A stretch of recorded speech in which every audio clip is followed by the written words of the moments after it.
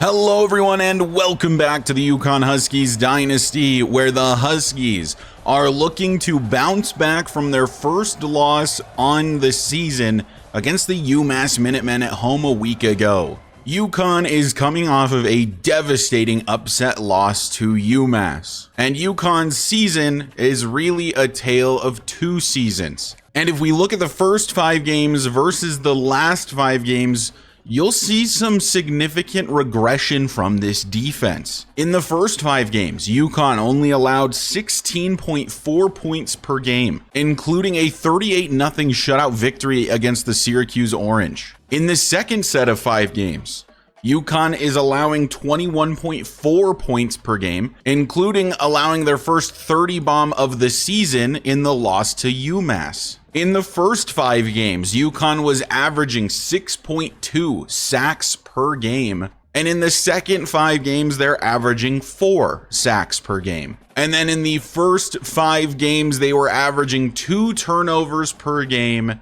and in the second set of 5 games, only averaging 1 turnover per game. And that's just on the defensive side of the football. The offense has seemingly regressed at least a bit as well, though less noticeably so. Obviously, the goal every week is to win, and coming off of the first loss on the season, UConn's looking for a bounce back victory. But if they do manage to win today, they secure a spot in the Big 12 title game, as everyone other than Utah has 2 conference losses at least. A win today would guarantee at most 1 conference loss, and therefore would guarantee a Big 12 title chance. Today, UConn tries to seal their trip to the Big 12 title game against West Virginia, a team we faced a number of times now in this series, and a team honestly with a pretty solid offense, as you can see as I scroll through the list. Specifically, their receiver room is insane, and a name you might recognize is Jeremiah Yoder, who absolutely scorched us last season. Can UConn put the doubters to bed finally? Can they step up against another conference opponent and make the Big 12 title game?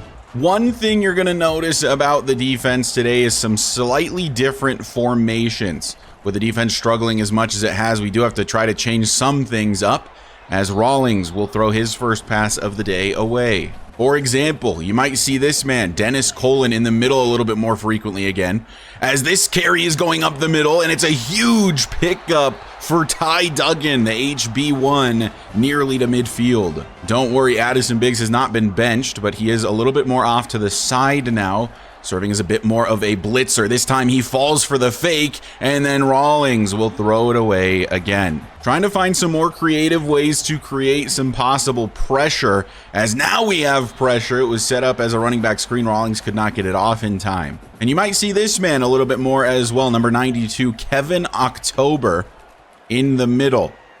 As Rawlings looks to throw, launching one downfield, he wants Jeremiah Yoder, touchdown West Virginia. And there he is, the man that beat us last season time and time again, immediately beating AJ Hepburn for 6. Hepburn struggled against Yoder last year. I thought it'd give him a chance to get his redemption, but probably not going to be the case today. West Virginia strikes first, and they strike on a deep ball. Well, absolutely not what you wanted to see from the defense to start the day.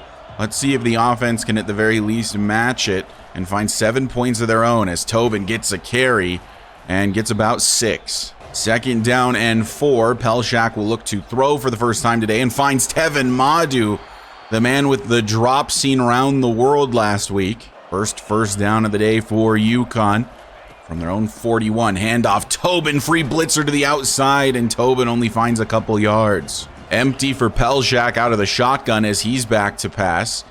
And scrambling, but down goes John. He did have Dalton Schmizniak over the middle, but saw him too late. 3rd and 19. From the 32, 3rd and forever. Back to throw is John Pelshak to the outside. He wanted Dalton Schmizniak.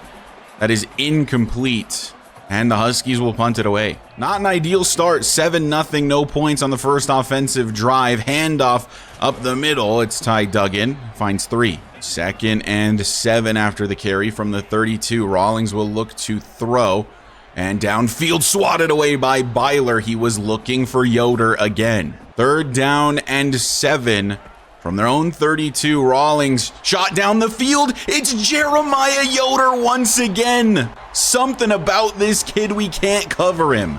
The play they called beat the cover 2 zone. 1st and 10 at the UConn 28. DeAndre Rawlings changing up the play. Yoder in the slot. Keep an eye on him. Instead, it's a handoff. Ty Duggan. He's got a huge pickup and a gash up the middle. At the moment, I'm honestly just not sure what to say about this defense. It has continued to regress all year. Throw left side. Touchdown, West Virginia. It's 14-0. The UConn defense suddenly is terrible. To start the year, they were elite. And now they have just gotten worse every single week. Need an answer from the offense, and we need it badly. 1st and 10 from the 25. Pelshak to pass. Blitz on its way. Gets this to the tight end, Dan Sanders, for a pickup of 6. 2nd and 4. Back to pass again, and off the mark completely from John Pelshak. 3rd and 4 from the 31. John back to pass. He wants Tevin Madu, and he holds on through the contact. From their own 36, Pelshak to throw again, and he wants Tobin down the field. Open space for Dorian Tobin. Makes a man miss, and he's inside the West Virginia 30. 1st and 10 at the 25. Ball's going Tobin's way again, this time on the ground. And it's a solid pickup. On 2nd and 4, Pelshak to pass. He wants his tight end, Dan Sanders, in zone. Touchdown, UConn. And they're back in it. Back within a score. Giving the defense a little bit of a break on this drive. Hopefully they can put it back together on West Virginia's next attempt. But right now it's Dan Sanders celebrating in the end zone. Not been super involved most of the year, but gets one here today. 1st and 10, West Virginia scoring easily on their first 2 drives of the day. Handoff, and in the backfield is the sophomore Dennis Colin. A loss of 2. 3rd and 12. Rawlings back to pass, and missing the mark. He had a man over the middle. Hepburn was bad in coverage, but Rawlings missed the throw, and UConn gets a break. Randy Radovich on the return, bringing that back to nearly the 50, so good starting field position for the Huskies as Max Cadet, good carry up the middle for a 1st down. Tobin checks back in as the back. He will get the football here. Trying to find some space to the outside, does manage to get 4 yards. 2nd and medium, Pelshak to pass. He wants Terry Overhauser falling forward. It's a 3rd and inches. Wildcat formation on 3rd and very, very short. Tobin, the quarterback, Cadet in motion. Tobin going to keep Cadet the lead blocker, gets the block he needs, and that's all we needed for the 1st. From the 27, a 1st and 10, Pelshak back to pass, lobbing one over the middle, finding Dorian Tobin again, and he's over 100 yards on the day. He referring to John Pelshak, already over 100 passing yards, a minute left in the 1st quarter. From the 12, Cadet is the back. He will get the carry. Not much there, but falling forward for a solid gain of 4. On 2nd down, Pelshak to pass. He wants Dalton Schmizniak. Touchdown, UConn. Dalton in that one-on-one coverage is one of the best in college football at breaking away, at route running. He is just elite in these red zone situations, and that's why we love him. He'll tie the game up with a touchdown here pending the PAT. UConn right back in it. 14 unanswered from West Virginia, and now 14 unanswered from the UConn Huskies. 24 seconds left in the 1st quarter as Rawlings will look to throw. All kinds of time, man open over the middle. It's one of the tight ends, and AJ Hepburn just cannot hang right now. Excuse me, that was actually the wide receiver to Ben Abel. I'm used to 88 being a tight end number, but Abel wears 88 out of the wide receiver position, and this time Clyde Novak is in the backfield, loss of 3. 2nd and 13 to start the 2nd quarter, and it's a fake handoff and then a wide open man over the middle, but forced out by Joshua Dora, thank goodness. 3rd and long for the Mountaineers. Rawlings back to pass, trying to set up a running back screen. Blockers are there, just need a good open field tackle, but it's not gonna happen as Addison Biggs and Kevin October chase him down. That was Jamie Santos on the missed tackle. 1st and 10 from the 37. Rawlings will hand it off to Duggan and breaks this to the outside. Santos and October bring him down. At the UConn 32, keeper for Rawlings, and then a throw off his back foot to the right side. Nobody even close to Nazir Red, the tight end one. Not sure whose coverage assignment that was. Clearly nobody was sure. This is a handoff. Duggan up the middle, breaks a tackle, and finds his way into the end zone. Touchdown, West Virginia. We are allowing linemen at times to block two players. Certain players just taking themselves out of these plays, and West Virginia will retake the lead. It's a shootout. A burst of speed up the middle from Randy Radovich. Is it going to be a kickoff return touchdown for the corner? There's nobody even close to him. Touchdown, UConn. And it's 21-21 just like that. Randy Radovich, kick return touchdown. UConn striking back immediately to tie this game up. Already 42 points scored between the two teams, and we're not even halfway through the second. Somebody needs to step up and start making plays on this UConn defense, as Duggan will get a carry, and it's going to be a really good one again. Byler brings him down, the last person between him and a touchdown. No one can get off blocks. This is just embarrassing from the defense these past few weeks. Starting back against Iowa State, honestly, as Duggan gets another carry, bounces this to the outside, and it's another huge pickup. The top run defense in the country currently getting scorched. 1st and 10 already at the UConn 40 after 2 run plays. Duggan will not get the football this time. Rawlings goes down. The play action took far too long, and it's a loss of 8. Addison Biggs, one of the men involved. 2nd and 18. And Rawlings gonna breaks the D'Angelo Townsend tackle, but meets Nate Putu and Addison Biggs. 3rd and 17 for the Mountaineers. Rawlings back to pass and intercepted a bad throw. It's George Kiki picking it off. He's got a decent return here, back up to the 46. A break we needed once again. Rawlings misses the mark, and George Kiki capitalizes. 1st and 10 UConn taking over at their own 46. 21-21, now UConn with an opportunity to take their first lead of the day. Stepping up is Pelshak, throwing for Dan Sanders, who's completely wide open in the middle, and he's all the way up to the West Virginia 19. Fresh set of downs in the red zone. Cadet is the back. Cadet will get the carry, and not much there for him. 2nd and 8. Pelshak back to pass, and he wants Dalton Schmizniak, but he misses the throw. Underthrown badly from John. 3rd and 8. Pelshak to throw, and down he goes. Ran out of time. 4th and 17. Van Spitzer getting into the backfield. That brings on the kicking unit for a decently long field goal. On its way from Hollis, and right down the middle, never in doubt. UConn will take its first lead, but only by 3. 5:52 left to be played in the first half. 24-21 is the score. Handoff Duggan up the middle. Addison Biggs makes the tackle even through the block. 2nd and long for Rawlings, and the offense sends his tight end to the right side instead. It's another handoff. Duggan. McNulty, the first one to hit him. Townsend upends him. It is a 3rd down and 4 after the carry. Rawlings will throw, and that one is completed. Broken tackle, and into the open field is Marvin Coco. Is anyone going to stop him? The answer is no. Touchdown, West Virginia. And I believe that is George Kiki failing to make the tackle, and it means that we get beat deep once again. Touchdown Mountaineers, and they'll take the lead right back. 28-24, as it's a high-scoring game here in West Virginia. Man, I miss that old UConn Huskies defense. We're back to pass with John Pelshak. Tevin Madu will get the reception. Has a good block and a good run after catch for Madu. 4 minutes left to be played. Pelshak takes the snap, looks to throw, hit as he throws, wants Dalton Schmizniak, and he has it forced out of his hands. In and out. It was a good throw from Pelshak despite the pressure. So on 2nd and 10, Pelshak to throw again, and he wants Cadet on the running back screen. Not great blocking here, but a really good move from Max Cadet leads to a 1st down. Tobin back in the backfield, and on a 2nd and 6, he will get the carry. Open space for Dorian Tobin. There's a flag down. Tobin's in for 6, but that one's going to be coming back.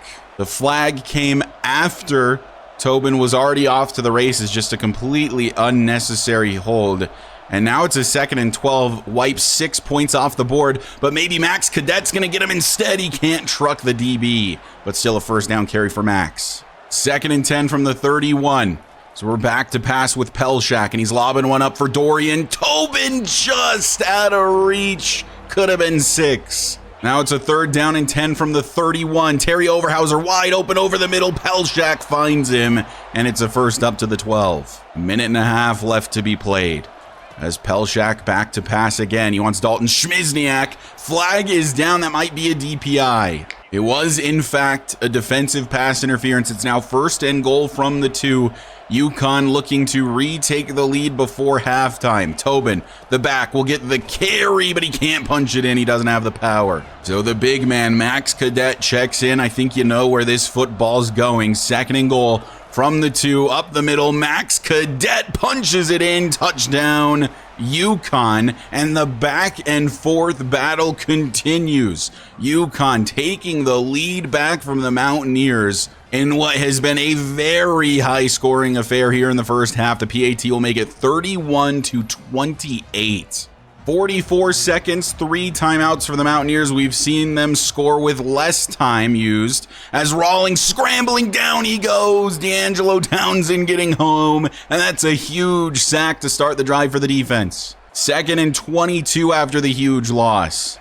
From his own 13, Rawlings throwing, man over the middle, and a tackle made by Byler makes it a 3rd and 12. Still empty set for Rawlings on the 3rd down. 24 seconds left in the half. Looking like they're just going to let this clock tick away, and we are perfectly okay with that. They're going to snap the ball with 1 second left, actually. Rawlings scrambling to his left, past the line of scrimmage, has to carry it now.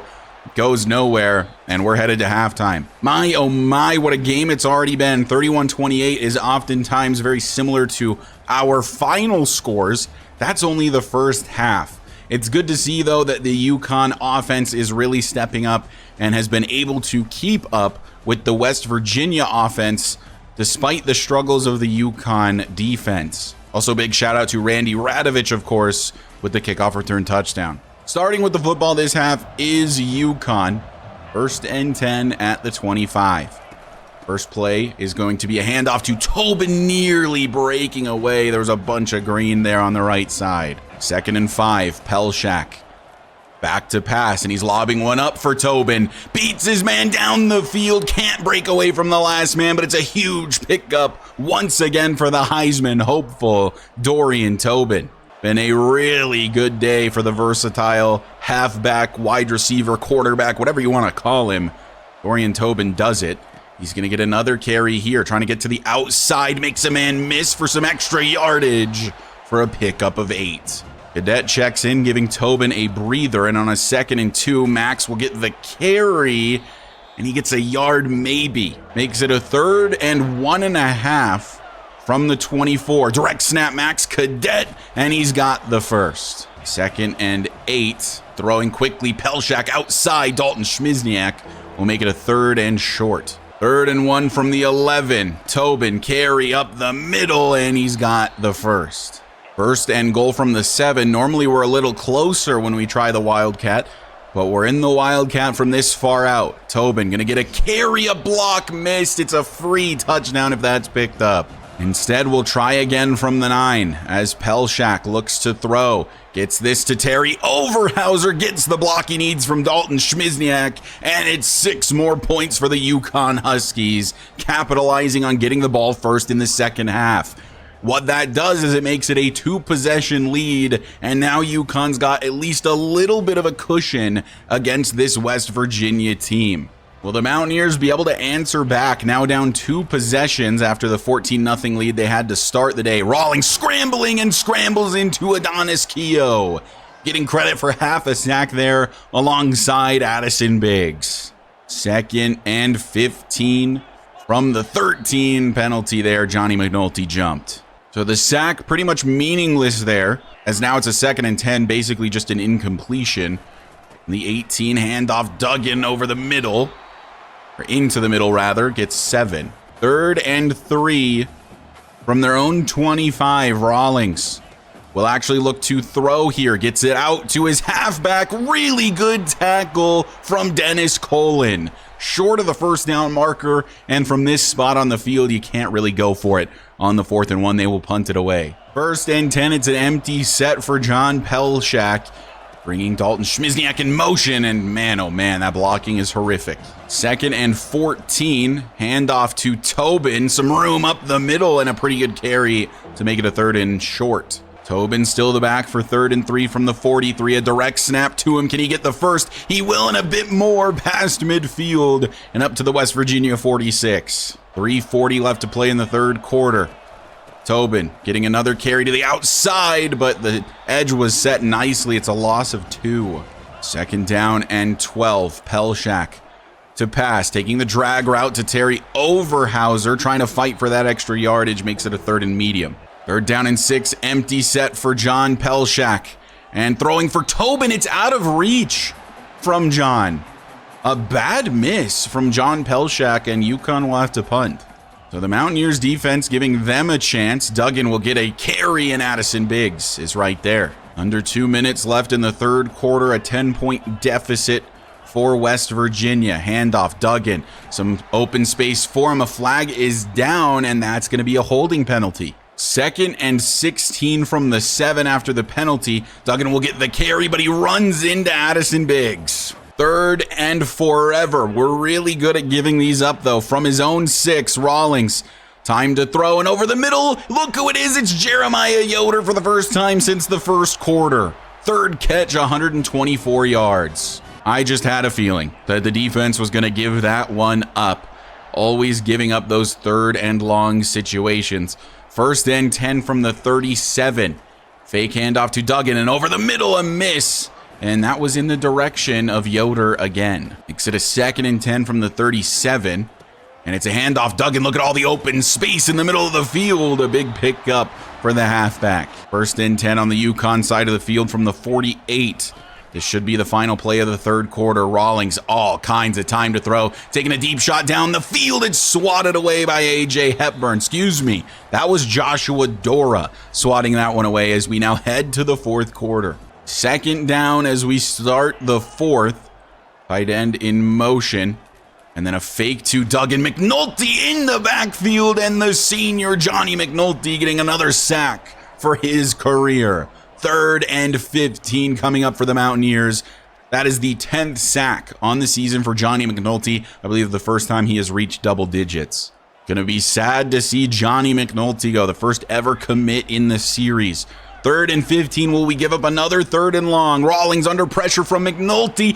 Intercepted. It's George Kiki again. His second one on the day. 1st and 10 UConn. They're firmly in control. This is what we've wanted to see. A sack and an interception on back-to-back plays. What did we talk about at the beginning of the episode? The lack of sacks. The lack of interceptions in the last 5 games. But we are so back here in the second half. It was not looking good for UConn in the first half, but this defense in the third quarter in particular stepped up big time, have not allowed any points so far in the second half. 38-28, Tobin goes down, a loss of 3. 2nd and 13, Pelshak back to pass and gets this out to Terry Overhauser, and a free first down for him. From the 42, a 1st and 10. As Cadet now gets the carry, and suddenly West Virginia's figured out the running game. 3rd down and 10. Pelshak will be back to throw, trying to buy time, find an open man. He wants Dan Sanders, but he's tripped up as he throws. He bought enough time for him, but he just couldn't step away from the defender enough.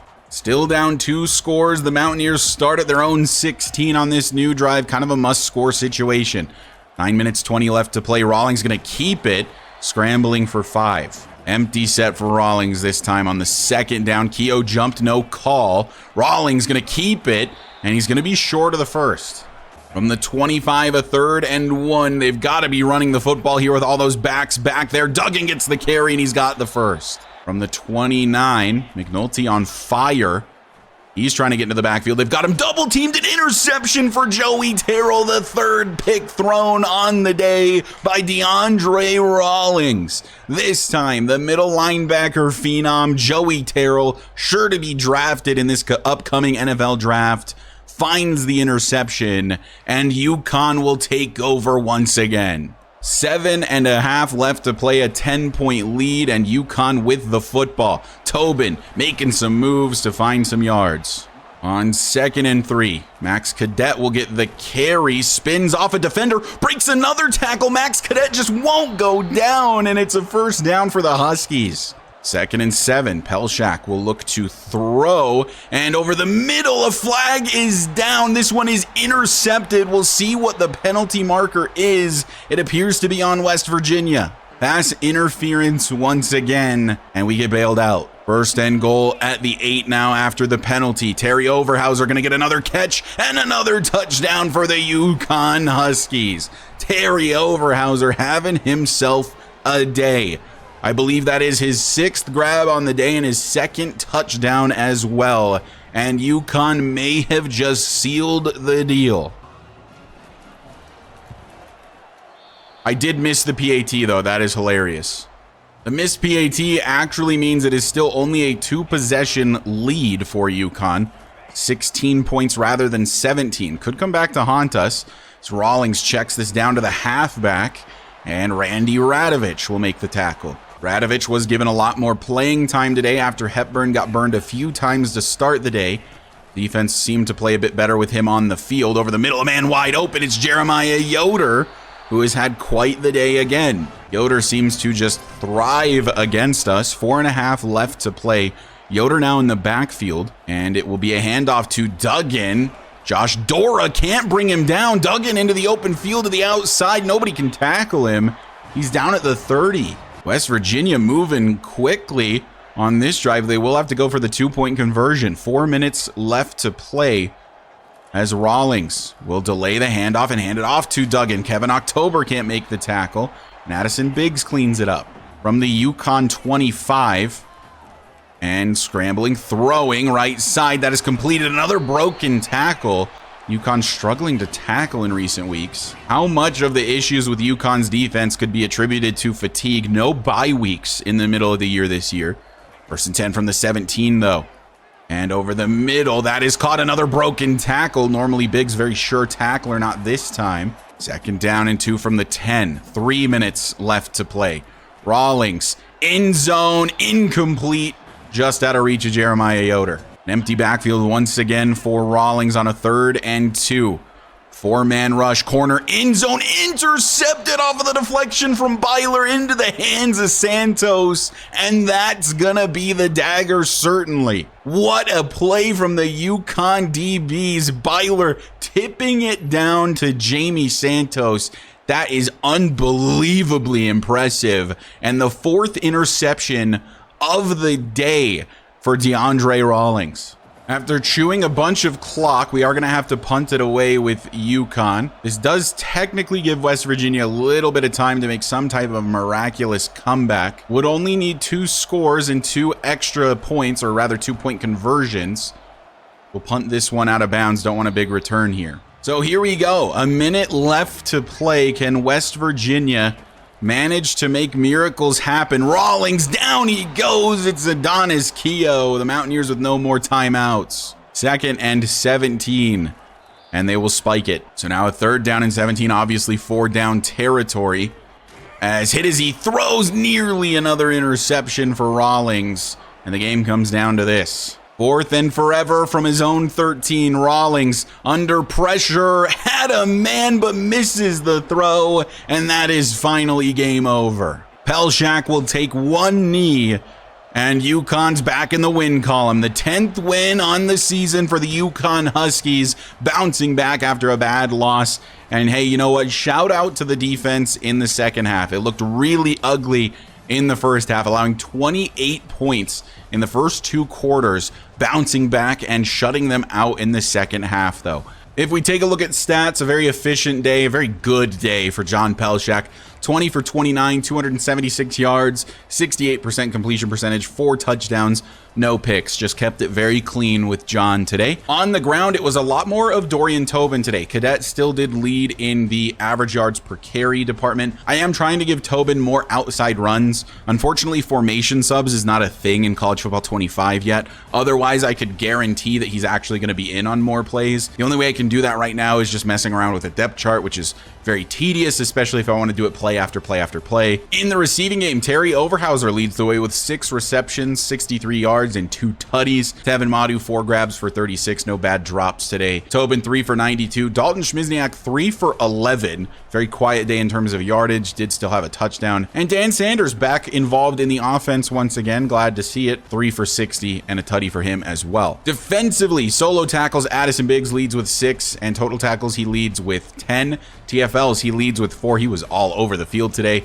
Sack and a half for Adonis, Keogh, McNulty, Townsend, Biggs, and Novak all at least got half a sack. 2 picks for George Kiki, 1 for Santos, 1 for Joey Terrell. That second half felt like the UConn defense we saw in the first half of the season, specifically the one that shut out Syracuse 38-0 in week number 1. We need that defense back if we want any chance at a national championship. With that win, by the way, UConn should secure a Big 12 championship spot. Let's go ahead and advance the week, see how this affects the rankings, and give you guys a recruiting update. Keenan Beagle, the quarterback, the 4-star quarterback, has committed. He's a guy we've only really loosely been pursuing all season. Nobody else had really been interested in him up until really just now. Alabama in this past week started pursuing him, but it was a little too late. Beagle decides to commit to UConn. Good quarterback depth, something we don't have a ton of at the moment. Obviously, this is Pelshak's ship for the foreseeable future. Addison Biggs wins Big 12 Defensive Player of the Week for just his very solid